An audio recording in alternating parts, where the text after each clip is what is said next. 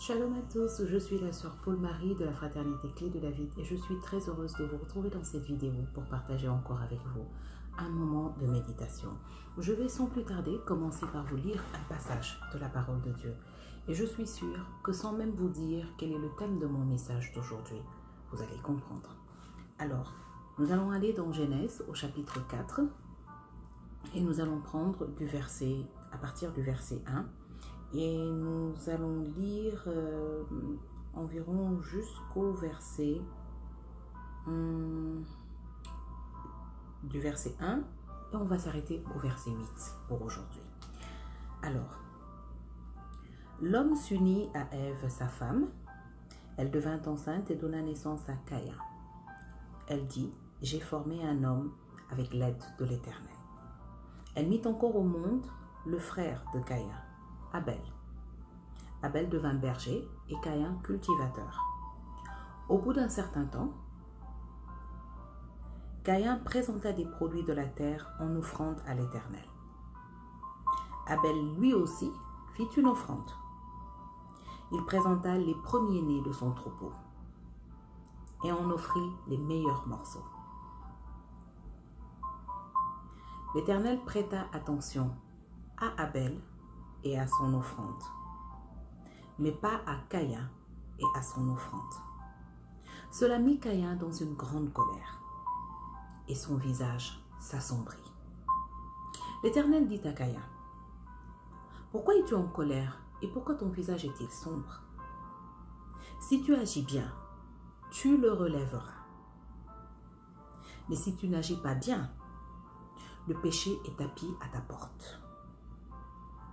Son désir se porte vers toi, mais toi, domine-le. » Mais Caïn dit à son frère Abel, « Allons au champ. » Et lorsqu'ils furent dans les champs, Caïn se jeta sur son frère Abel et le tua. Alors vous avez dû deviner que mon partage d'aujourd'hui va porter bien entendu sur l'envie. Écoutez, je n'ai pas eu le temps de faire vraiment des recherches, on va dire, de définition de termes, mais je vais dire l'envie. On peut aussi l'appeler la jalousie, mais on va dire la jalousie dans un mauvais sens, parce que nous savons qu'il y a, on va dire, une bonne jalousie. Par exemple, la jalousie de l'amoureux à son amoureuse. Je trouve que c'est une bonne jalousie. C'est ainsi que Dieu d'ailleurs est jaloux de son peuple. C'est une bonne jalousie. C'est une jalousie qui est motivée par un excès d'amour, un désir de possession, d'exclusivité. Cette jalousie-là, elle est positive. Notre Père Céleste, d'ailleurs, nous a dit qu'il est non seulement jaloux, mais qu'il s'appelle jaloux. Alléluia. Et nous savons que personne ne peut aimer une personne, d'accord, sans être jaloux. Même avec nos enfants, nous sommes jaloux. Quand ils commencent à grandir, qu'ils deviennent adolescents, voilà, et qu'on voit que voilà, on n'est plus trop leur centre d'attention, on ressent un peu de la jalousie parfois, voilà. Et on le voit bien hein, dans certaines familles avec les mamans qui regardent du coin de l'œil les copines du garçon qui est devenu grand maintenant, ou bien le papa qui ne supporte pas de voir des garçons toquer à la porte pour venir chercher sa jolie grande fille pour aller à l'école et autres. Voilà, c'est une jalousie positive qui peut même nous faire sourire parfois. Mais ce dont il est question ce soir, c'est de cette jalousie, de cette mauvaise jalousie, de cette jalousie que je vais appeler de l'envie, c'est-à-dire le fait de ne pas supporter de voir quelqu'un d'autre faire quelque chose de bien, réussir, être adulé, avoir la faveur de Dieu. Alors c'est un sentiment terrible que moi j'appellerais même de la méchanceté. Je pense que la jalousie, la mauvaise jalousie que j'appellerais l'envie, la convoitise, moi je la confonds à la méchanceté. Parce que c'est une disposition de cœur qui n'est pas conduite par le Saint-Esprit. Alors, malheureusement, c'est un sentiment qui détruit la vie de beaucoup de personnes. C'est un sentiment qui n'est pas facile à accepter. C'est un sentiment qui n'est pas facile à reconnaître parce qu'il est tapi derrière de l'orgueil. Il est tapi derrière une fausse ambition. Il y a des personnes qui sont jalouses. Elles sont jalouses de voir une personne à côté d'elles réussir. Elles sont jalouses de leurs frères, de leurs sœurs. Et ces personnes te diront toujours que non, c'est parce qu'elles ambitionnent de faire comme ces personnes. Elles veulent arriver à ce niveau, ainsi de suite. Et elles cachent ça derrière, en fait, de l'ambition. Mais je pense que ce n'est pas le cas. Ce n'est pas le cas. Et nous pouvons le voir ici dans ce passage que nous avons partagé et que je vais expliquer. Alors, ici, le Seigneur dit à Abel et à Caïn de lui présenter des offrandes. Alors, Abel vient présenter au Seigneur le fruit le meilleur animal de son troupeau, les meilleurs morceaux. Caïn est cultivateur et vient lui présenter les fruits de sa récolte. Alors, pendant longtemps, je me suis demandé, mais pourquoi Dieu a agréé l'offrande d'Abel et pas l'offrande de Caïn? Alors, il y a des versions, quand j'étais un peu plus jeune, qui disaient oui, c'est parce que Caïn a présenté des légumes qui n'étaient pas frais, il n'a pas présenté le meilleur de sa récolte, alors que Abel a présenté les meilleurs morceaux. La Bible précise que Abel a présenté les meilleurs morceaux des meilleures bêtes de son troupeau. Par contre, la Bible ne nous précise pas la qualité de l'offrande de Caïn. Nous savons seulement que Abel a fait une offrande, Caïn a fait une offrande. Et bien entendu, ils ont chacun fait l'offrande selon ce qu'il gagnait. Abel était berger, il a donc offert le meilleur animal de son troupeau avec les meilleurs morceaux. Caïn était un cultivateur, il a offert les produits de la terre. Est-ce à dire que Dieu préfère certains métiers à d'autres? Pas du tout. Est-ce à dire que tous ceux qui ont présenté au Seigneur dans cette époque les fruits de la terre n'étaient pas reçus et que c'était ceux qui présentaient des sacrifices sanglants qui étaient reçus? Pas du tout. Il est vrai que le sacrifice d'Abel préfigure le sacrifice de Jésus-Christ et qu'il avait donc, voilà, cette image-là, il préfigurait le sacrifice de Jésus-Christ, le sacrifice de sang. Mais ça ne veut pas dire que ceux qui travaillaient la terre et qui venaient présenter à l'Éternel les fruits de la terre n'étaient pas agréés. Pas du tout. Mais je voudrais attirer votre attention sur quelque chose de particulier, sur une précision que nous fait la parole de Dieu et qui fait toute la différence. Et nous pourrons mieux comprendre pourquoi dans ce passage qui semble parfois très confus pour plusieurs personnes, notamment pour les enfants, pour les plus jeunes, mes enfants ont eu à me demander, mais pourquoi le Seigneur a agréé l'offrande d'Abel et pas l'offrande de Caïn? Pourquoi? Et lorsqu'on lit ce passage, on n'a pas de plus grande précision que Abel a présenté les meilleurs fruits, les meilleurs morceaux des animaux de son troupeau et que Caïn a présenté son offrande, donc l'offrande de la terre. Il est vrai que si l'on précise ça pour Abel et pas pour Caïn, probablement qu'il y avait une différence de qualité. Mais quand même, il y a une précision qui a attiré mon attention dans l'Écriture et qui m'a permis de comprendre ce dont nous allons parler aujourd'hui dans ce partage. La Bible dit « L'Éternel prêta attention à Abel et à son offrande, mais pas à Caïn et à son offrande. » C'est dans le verset 4. Pourquoi la parole de Dieu nous précise que l'Éternel prêta une attention particulière à Abel, puis à son offrande, mais il ne prêta pas attention à Caïn, puis son offrande? Pour moi, ce que la parole de Dieu veut nous enseigner ici est que le Seigneur a vu deux personnes se présenter. Mais avant de voir leur offrande, il a vu d'abord ces personnes. Et comme la Bible nous enseigne que notre Dieu merveilleux n'est pas un Dieu qui regarde à l'apparence, mais qui regarde au cœur. Alors le Seigneur a vu deux personnes lui apporter une offrande. Mais la parole nous précise que Dieu n'a pas prêté attention d'abord à la personne, puis à son offrande. Mais le Seigneur n'a pas prêté attention à une personne, puis a dédaigné son offrande. Donc, ça se comprend. Dieu a d'abord vu les cœurs qui se sont présentés devant lui. Quand nous allons parler de Abel, nous allons dire que lorsque Abel est venu présenter son offrande, il avait déjà une offrande prophétique, une offrande sanglante, une offrande qui allait préfigurer le sacrifice de Christ, le sang qui allait nous racheter.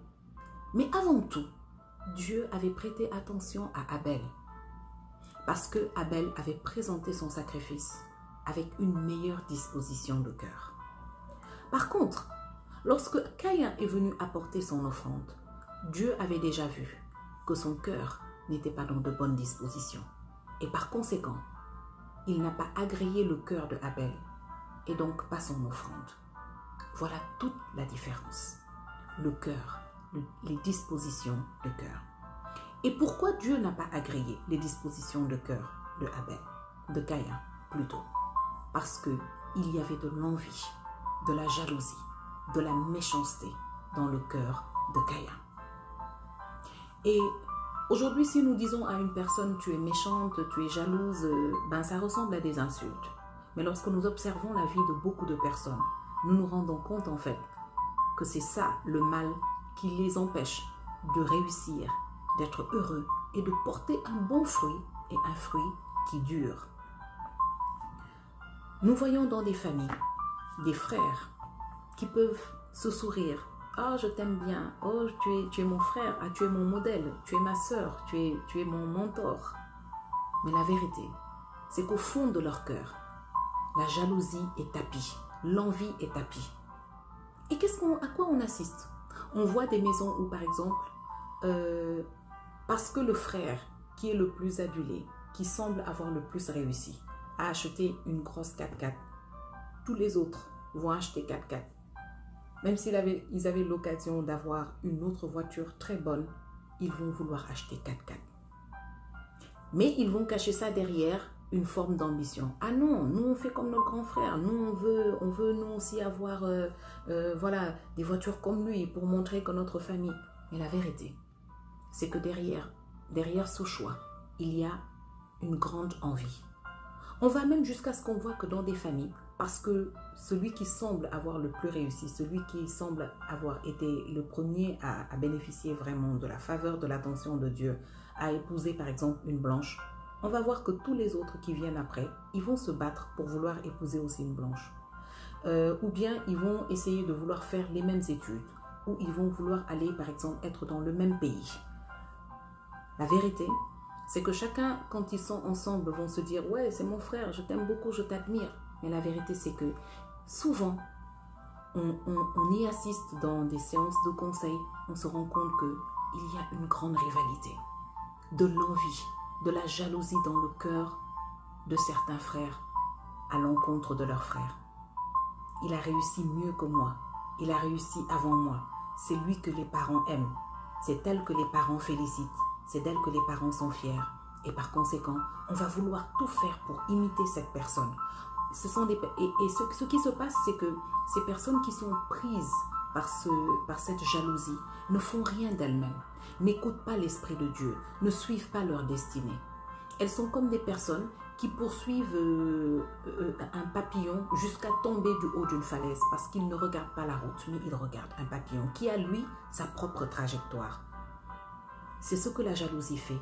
Et ce qu'on voit, c'est que des personnes arrivent à un âge mature, arrivent à un âge où ils ont déjà raté, ils ont déjà perdu beaucoup de choses dans leur vie. Et ils se rendent compte qu'ils ont toujours marché par rivalité, qu'ils ont toujours progressé par jalousie, par envie, vis-à-vis parfois d'une seule personne qui ne s'est même jamais rendu compte qu'elle avait autant d'impact sur cette personne. Ils ratent leur vie en faisant de mauvais choix. Ils développent des maladies parce qu'ils sont jaloux. Ils ont de l'envie.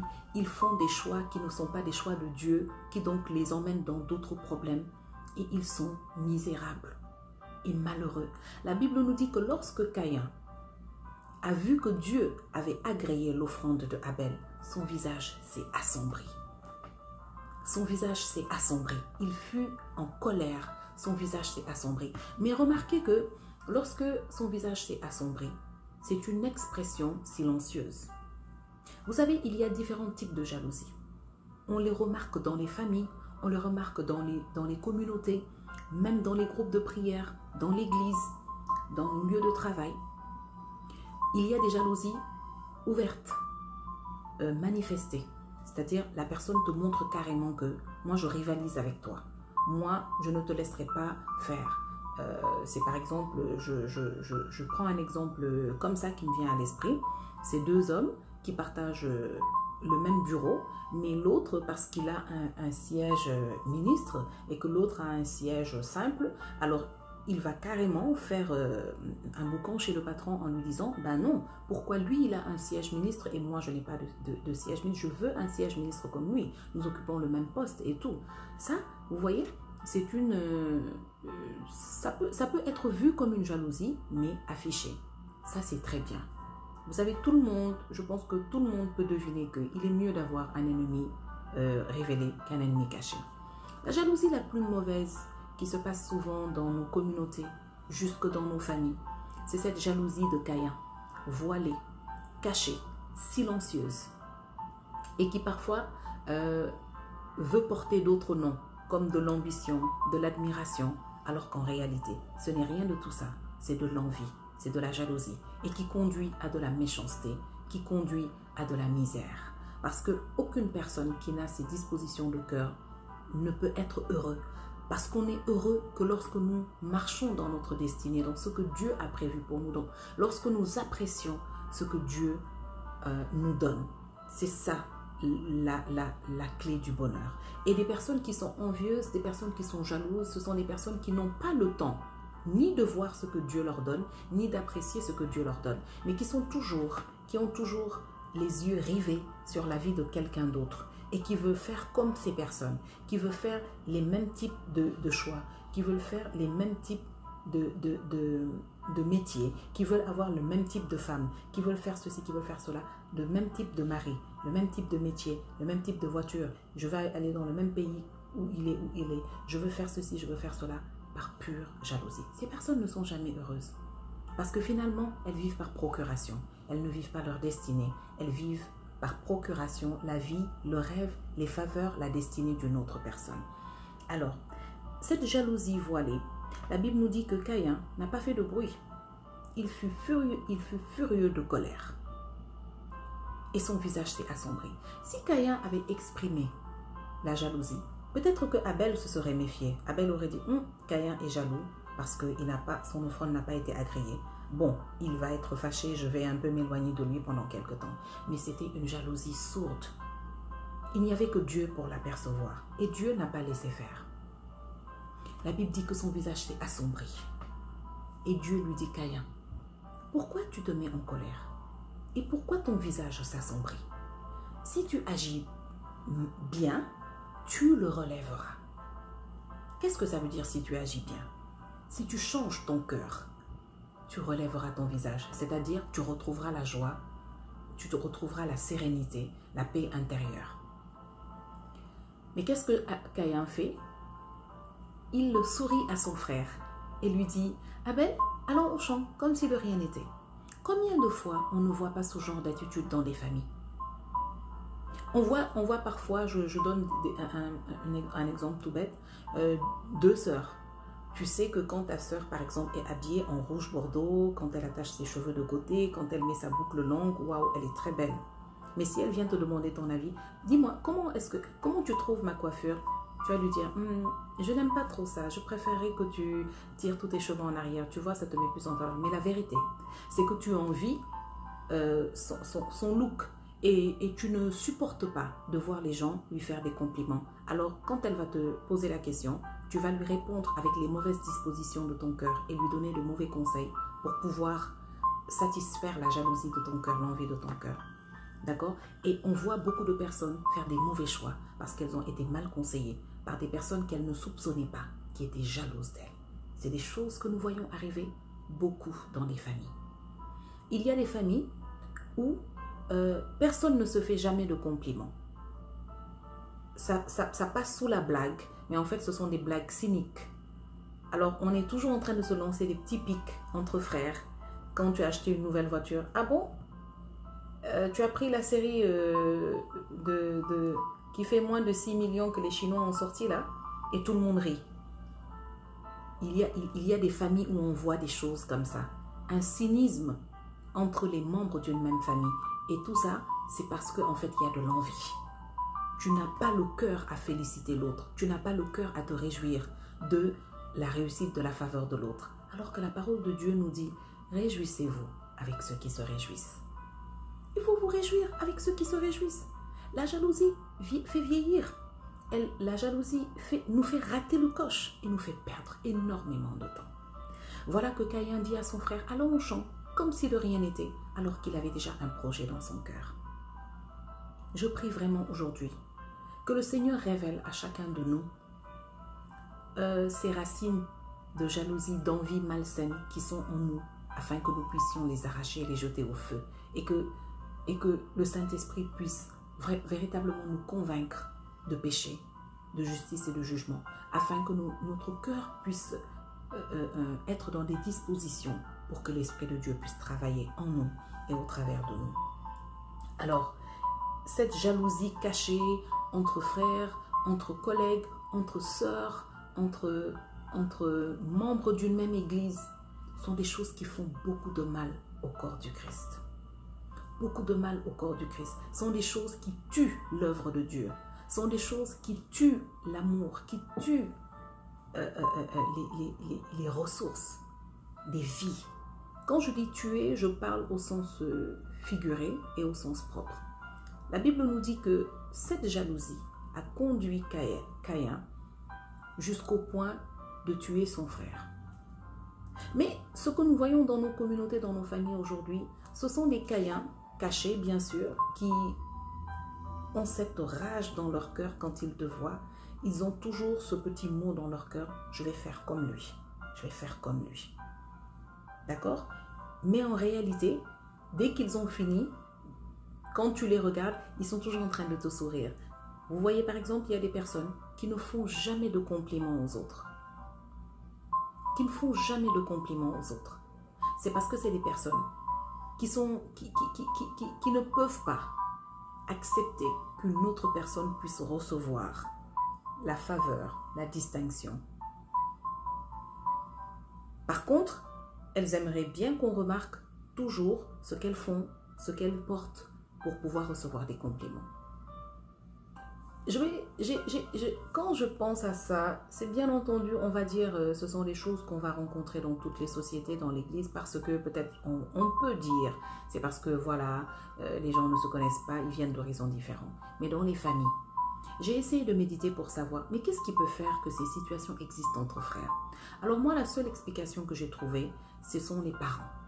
Il y a beaucoup de parents qui ne sont pas délicats, qui ont tendance parfois à mettre en avant un enfant plus que les autres, à l'aduler, à marquer leur admiration excessive et exclusive à cet enfant. Ah, c'est mon fils. Ah oui, c'est lui qui a fait des études comme nous, comme moi. Ah oui, c'est lui qui vit en France, c'est lui qui vit aux États-Unis, c'est lui qui vit en Espagne, en Italie. Ah, ça c'est ma fille, c'est elle qui a fait des études, c'est elle qui a eu tel prix, c'est elle qui a... Et pendant ce temps, tu as tes autres enfants.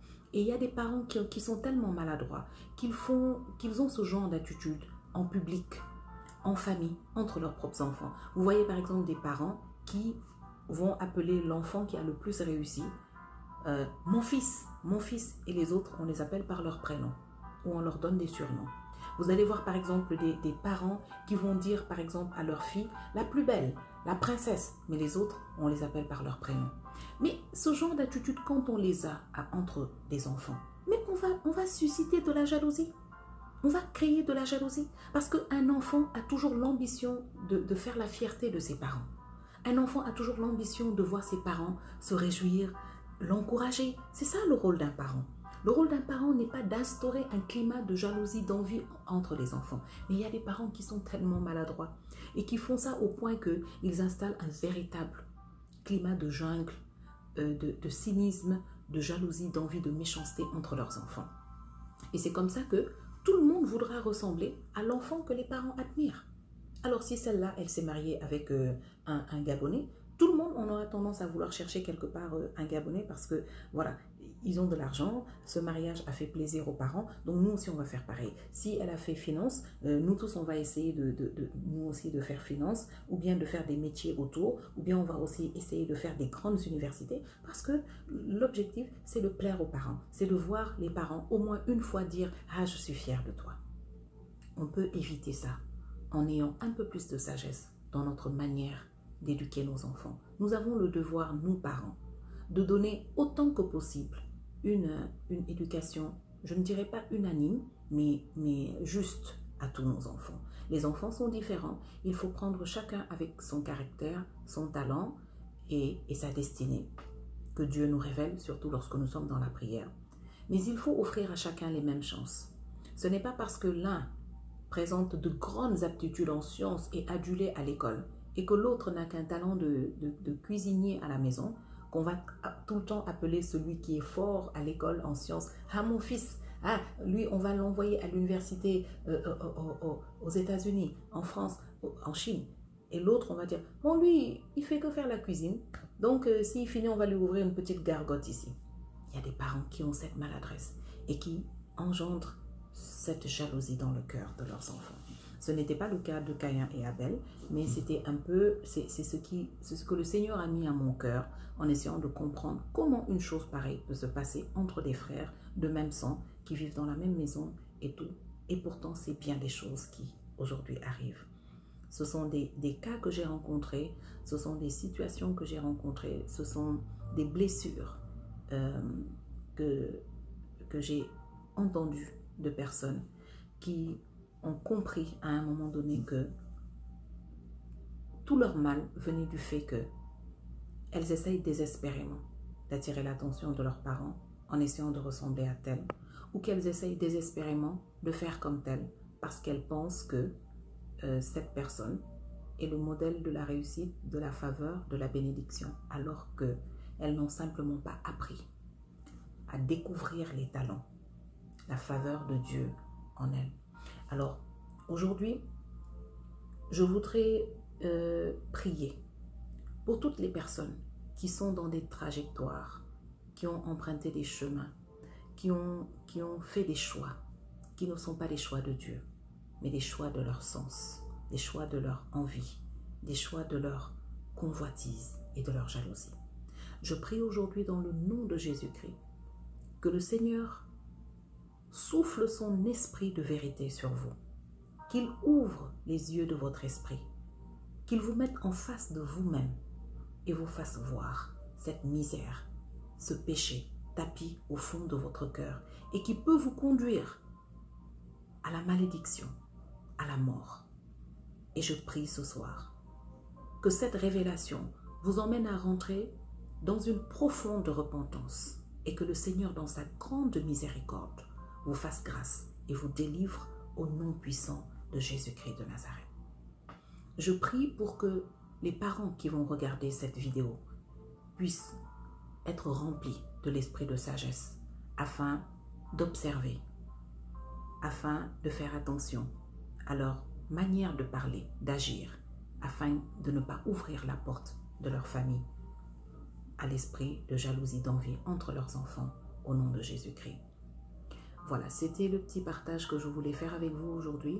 J'espère que cette vidéo vous fera du bien et je prie qu'elle vous trouve dans la paix et dans la joie. Partagez-la si vous pensez qu'elle peut faire du bien à quelqu'un et n'oubliez pas de visiter notre page YouTube et de liker les vidéos, de nous laisser des commentaires pour nous encourager, pour nous orienter. Laissez-nous les sujets sur lesquels vous auriez aimé que nous partagions la parole de Dieu et surtout n'oubliez pas de vous abonner. D'ici là, que Dieu vous bénisse, qu'il vous garde, qu'il vous remplisse d'assurance, de joie, qu'il vous remplisse de paix et de sérénité, qu'il vous fasse prendre conscience des grâces, des talents qu'il a mis en vous, qu'il vous donne la sagesse de les apprécier et de les développer pour la plus grande gloire de son nom. Amen.